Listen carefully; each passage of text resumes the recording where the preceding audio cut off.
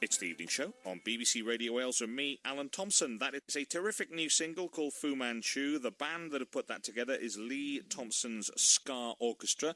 Lee Thompson, of course, a musical legend. He's the saxophone player in Madness, and he's got a brand new album out to talk about on the programme tonight. And I think I can safely say this, he is slightly hungover in tonight's interview. Isn't that right, Lee Thompson? Man alive, look at you.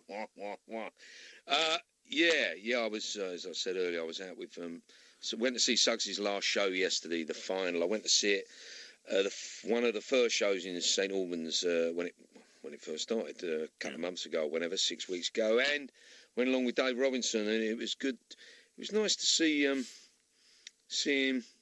giving it some, Suggs. On his own, the solo thing, it's a difficult thing, isn't it? It's a stand-up comic. I've always wanted to be Tommy Cooper, just the timing was crap. And Suggs put on, he mentions, I've said this story once, said it a million times. Dave Robinson, Stiff Records, Supremo. Yeah. Brinsley Schwartz is, I think, original manager, and inventor of, the pub rock era and Stiff. Suggsy talks about him trying to find a window in his diary for us to play, and the only way he could do it was by getting us to play at his wedding. And his wife turns around to me and goes, "Is that true?" I said, "Well, I don't know, you married the fella." And Dave is leaning forward and he's in tears, and it's good to see a man of his reputation break down and cry with a tear in each eye. Yeah. He's not too big that he can't cry. That's fine. No, he's just like us all. You sort of reminisce, and the older you get, the more sort of you're not a rock. So how come you're so hungover? Got back to the hotel and we had a bit of catching up to do, and Anne, Suggs' wife, was there, and his two daughters, Viva and Scarlett. Yeah. And Viva's daughter's just done a charity where Wilco turned up, and Norman Watroy from the Blockheads, and various other celebs down in Porchester, the Porchester Library. I can't remember the actual building, but she raised it was £100,000 for pancreatic cancer, which sadly Suggs' sister-in-law and sister passed on from only last year. Yeah. And, Viva, young girl, first attempt, £100,000. Wow. I bidded for a weekend in Whitstable in a cottage, and a lesson with a chef, a well-known chef who I don't even know. It's going to be a surprise. So my wife and I are going to wander over there on a weekend in September and visit Whitstable, which I haven't been over to since I was about 7 or 8. Yeah. Suggs lives there, doesn't he? He did, certainly. That's right. I'll tell a lie. Last time I was there, it was obviously for his sister-in-law's funeral. But no, it was really, really foggy there. It was really thick fog. And you looked out and you could see just the outlines of these pretty coloured little beach huts, which are going for about 15 grand or something now for a cup of tea and a suggestive. Yeah. No, he's down there. Yeah, he met Dougie out of Bad Manners down there many moons ago. As Dougie came, he was sitting at the oyster bar there. I can't think of the name of the oyster bar, but he's looking, and out's come Neptune. Literally, like the fella out of Time Bandits. The fella that was in Kes, can't remember his name. But as he's come out to sea, the sea's lowered. Brian Glover. Yes, you got it. Yeah. And as this fella's come out to sea, the sea's dropped, and you can sort of just imagine this. And it was Dougie out of Bad Manners. How weird. Covered in seaweed and stuff. And went, "Hello, Suggs. Fancy a pint?"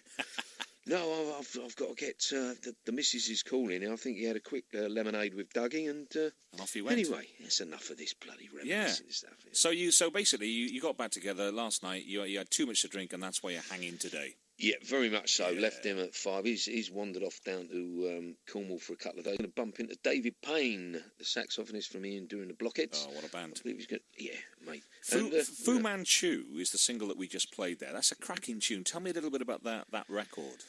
Well, it was originally by Desmond Decker way back in 1960, Fruity. Yeah. And there were several songs that I wanted to record for this Ska Orchestra project, and Mark threw that one in the pot. I believe it was Mark said, "Fancy a pop at Fu Manchu?" This is Mark Bedford, the bass player from the Madness Brew. Yeah, Bedders. he's Bedders. Bedders. He's got involved because, as you know, he likes playing music. Yeah. He gets me to do all the promo and interviews, and I'm going stir crazy here. But I'm only down to my 20th bloody interview. I'm trying to think of something, trying to make it exciting. So it is exciting though, because it's the first time you've been on Radio Wales, and you're Lee Thompson from Madness. That's exciting for me. Hey, mate, absolutely. Yeah. Now I know how Suggsy feels. I went, Suggs, he went, you'll enjoy it. I mean, just have a few lemonades before you go in there, your area. And it is quite an eye-opener. I mean, it's always Suggs that has to fly the flag for Madness. With this project, of course, it's myself, and it is a lot of fun. I mean, not just this part of it. I mean, I don't know how long I'll be able to keep these plates spinning, but the album was certainly a joy to make. Robbo, Dave Robinson, Stiff Supremo, said, Lee, you should have another vocalist on this. I said, like who? He said, I got this fella Billy McLean that could quite play. Well, of course, he's managing Billy McLean. So I thought, you cheeky, getting him round the back door. That's typical Dave Robbo. I said, Dave, here's the track, here's the masters. Yeah. Run with it. Bit is taking it home. He's put his magical touch on it. He's sprinkling, and I'm telling you, he's done a fantastic job on it. And the title is The Benevolence of Sister Mary Ignatius. I resemble that remark. There is. Yeah. That's quite a title, Lee. It is a mouthful. Yeah. It is, the title is, it's all my doffing of the cap. Yeah. My respect, who without this woman, I wouldn't be sitting here now with you, my dear. Oh. My dear. But Sister Mary Ignatius was a nun who opened up the Alpha School for Boys way back in late 50s, early 60s. Yeah. And took in various rude boys at the time, or certainly maybe would have been, took in a few waywards. Apparently Desmond Decker strolled through there at one point. The Scatterlights, Tommy McCook, and of course Rico Rodriguez, who played with the Specials. Still plays with Jules Holland, doesn't he? Yeah. I mean, that man was. I would like a bit of whatever he's on. Well, he must be getting on a bit, frankly, but he's still playing great. Jules, who I met the other day, yeah. So I was on his show. Of course, well, the band were on his show. And I said to Jules, how is Rico? He said he's still fighting fit. He's, obviously a little bit delicate, but he's still got the lungs, still got his own head of teeth. Yeah. Still got the lips, still got the action, a little bit of WD-40 on his joints, and he's away. And he's lovely. He's a lovely fella. I mean... Let's have another track from the album, because the album is tremendous. We started with a single, which is Fu Manchu. I'll let you choose, Lee, because it's your record. You put it together. So what do you want to play? God, jeez. You can have anything you like. Oh, hold on. I even got a copy of the album. Well, we've just... I'll tell you what. Yeah. We've got a... Oh, thank you. You've been handed a copy. We've just... Yeah, some fellow... He looked like Rico Rodriguez. Wouldn't it be great if it was? What a coincidence that would be. Yeah, man. Yeah. Let me double check. My God, it is. Bangarang, I reckon. We've changed the key. Yeah. We performed it on that Jules Holland thing, later with Jules. We changed the key, changed the arrangement, so what you're about to hear is nothing like how we've rearranged it. Bangarang. But I think...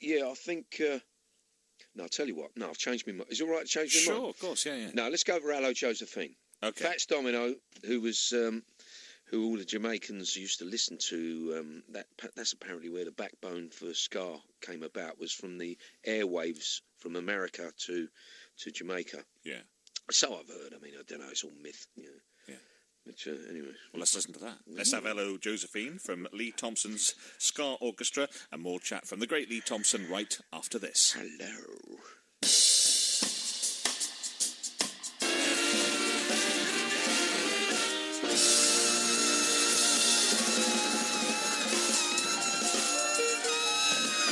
It's the evening show on BBC Radio Wales, and me, Alan Thompson. Lee Thompson from Madness is on the programme tonight, talking about his excellent new album, which is called The Benevolence of Sister Mary Ignatius.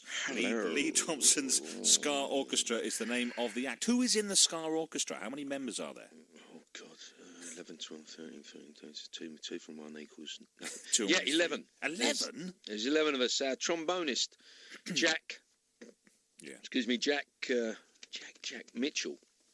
Jack Mitchell. Jack Mitchell, yeah. I mean, he sounds like a 1960s criminal. Well, I won't go into detail, but that's why he's no longer with us. He's doing time at Parkhurst, the Isle of Wight. Jack Mitchell. No, he's moved to Jersey. Oh, yeah. And it's just not practical. But he turned up for the video we made for this Fu Manchu thing with Bitty. Yeah. And he's now been replaced, or I've now had to get in someone more local, T-Bone Bob, or also, well, real name Bob Dow, and is equally as nice a person, which is the main thing, and a good musician. Sadly, our drummer played his last gig with us at the Dublin Castle, the album launch, because his wife is expecting and she wishes to have the baby back in New Zealand, where relatives and parents come from. Yeah. So, it's a bit of a way to trek. It's not like down the road, is it? Excuse me. It's and you, Lee, because a while ago you moved to Australia, didn't you? Yeah, how do you know that? Yeah, well, you've done your homework. Always do your homework, Lee. Always do your homework. Yeah, well, we. Well, I try to. Why did I go to Australia? They had the musical out madness, didn't they? The Our House thing. Yeah. And I just didn't fancy it. The time was right. So you're back here now? Yeah, I went out there about 10 years ago. I'd done a house exchange with a lawyer fella, lawyer woman, and a draftsman who, we went there. It was on the Gold Coast. We had the sun, sand, sea, sangria. It was right. My daughter, Tuesday and Sun Daily, and my wife, Debbie, they all found a window in their diary to do this. And, of course, young Kai, my youngest. Yeah. And we hired some push bikes and we got into the Barbie way of life. Throw another shrimp on and all that. Were you playing in bands when you were in Australia? I've done a couple of ska. There was a few ska radio stations over there.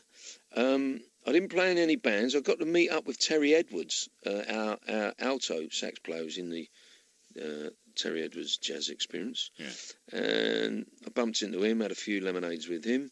No, just a few interviews up in Brisbane. So that time you'd left Madness then, I guess, obviously.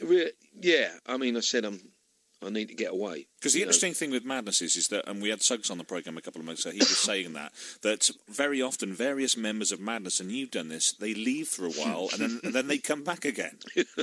Well, as Mark Bedford said, he said it's harder to get out of this band than what it is to get into it. I mean, because last time I saw the Nutty Boys earlier this year, they had a Lee Thompson lookalike on the saxophone. It wasn't you. No, that was Phil Mitchell, Bob Hoskins. Yeah, it was one of those guys. I can't think of the sax player's name, but when they played the BBC Television Centre closing down gig, it was a Lee Thompson lookalike. That's correct. You've repeated yourself there. Hell of an echo in the studio. I got a few text messages on my phone. Yeah, I was in France with my two sons skiing. Now, I told the management and everyone, I said, look, we've done the roof, we've done the Olympics, I'm going to do this Christmas tour and then I wish to get on with this project that we've recorded this album and I want to do my solo thing. Yeah. Obviously, they pleaded and all that. And I said, well, look, I'm going to take a year out from Madness and we're halfway through it now. And there's not a great deal going on. There's a few horse race gigs we're doing, and Suggs is spinning the place with the promoting. So I said I'm gonna do the Jonathan Ross show. Yeah. And then I'm gonna take time out. So as I was walking out the door, Bedders was walking in. We can do both. Both things can be done. It's just timing it right. Now that I've got this Benevolence of Sister Mary Ignatius album done. Yeah. I've got the video done, Bitty McLean's done his bit, everyone's playing their part, they're grown men, they can carry their own rucksack. I've got Dave Robinson sheepdogging us. Sheepdogging? I think that's what dogging with a sheep, which is fantastic because it takes a lot of pressure off me. It does, it really does. He's really helped a lot, Dave, and full marks, Didn't he used to direct the Madness videos? get out of it. We directed. We just told him where to point a camera. Because the video that people remember so fondly of Madness go on.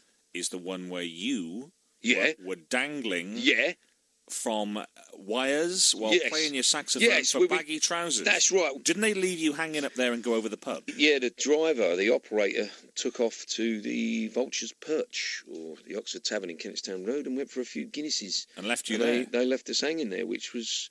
It was okay, but, you know, it sort of, it was quite painful after a while. And but we got the job done anyway. That whole thing became your sort of trademark, didn't it? You've done that at gigs, flying through the air. That's sort of your look. Well, if the wire will hold me. What was it like on the roof of Buckingham Palace? I said it once, I said it 1,000 times. Surreal. Yeah? Surreal, yeah. How long did it take to get up there? How long did it take to get the lead? It was strange. There was this there was two security fellas. One looked like a bit of a hippie, and really unassuming with the old thing in his ear. And a security man in a suit, straight out of From Russia with Love or whatever. Yeah, looking very smart. And he directed us up these very narrow stairs with a lift inside the stairs, which would only hold two people. But obviously, the lift had been put in at a later date, and I landed. I said, "I'll walk up. I need to exercise my lungs." And every floor we went up, there seemed to be this security bloke. He was there. He just appeared, and I thought, "Is he from a Sex Triplets or something? Has he got twins?"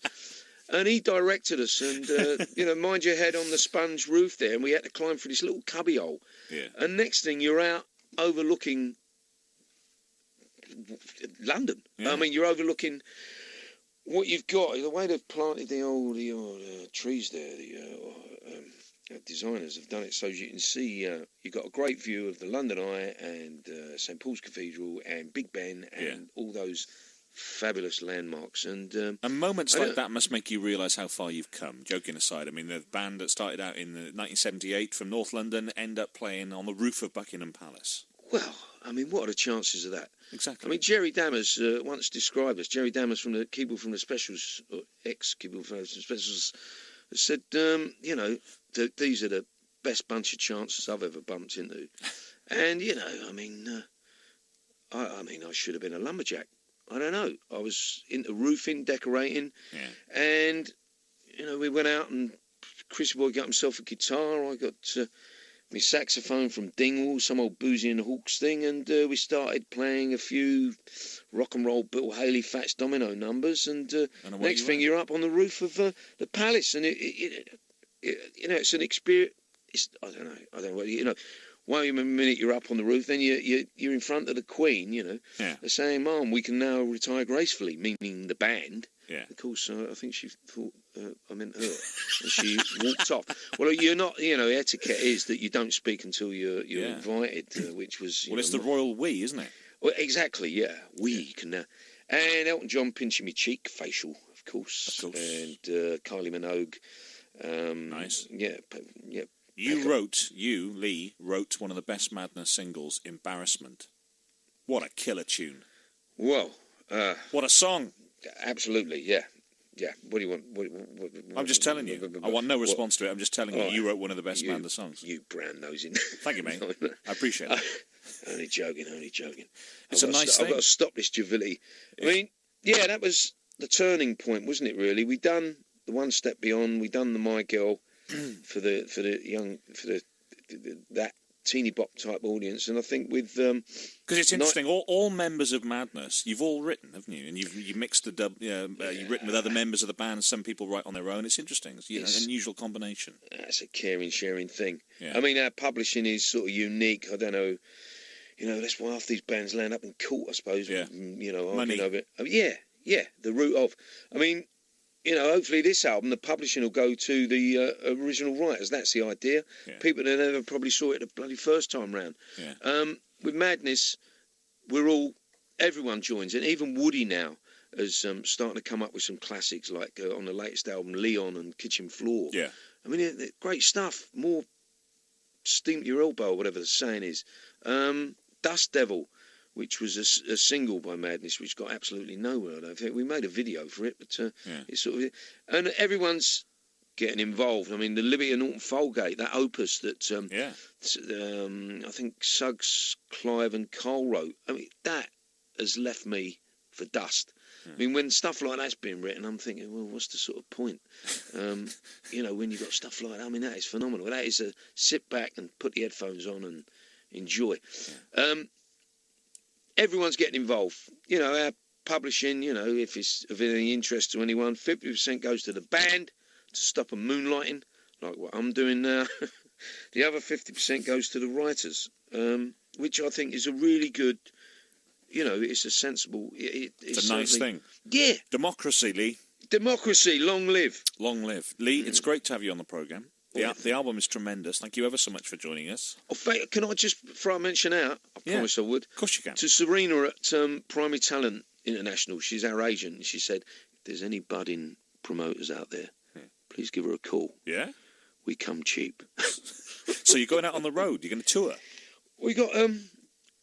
Where's this going out? This is going out in Wales. Well, it's going out all over the world these days, but we're based in Wales, yeah. Oui, of course. So you go out on Mars. Not Mars, on New Zealand. Yeah, of course, on the interweb. Oh, say hello to my drummer, the skiving bugger.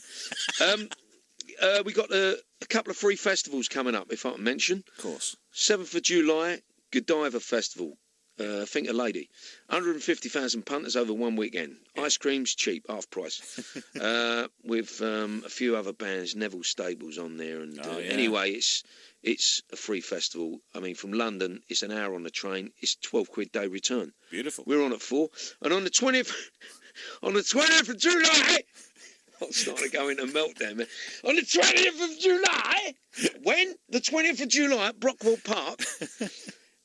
we're on at Brockwell Park in Brixton.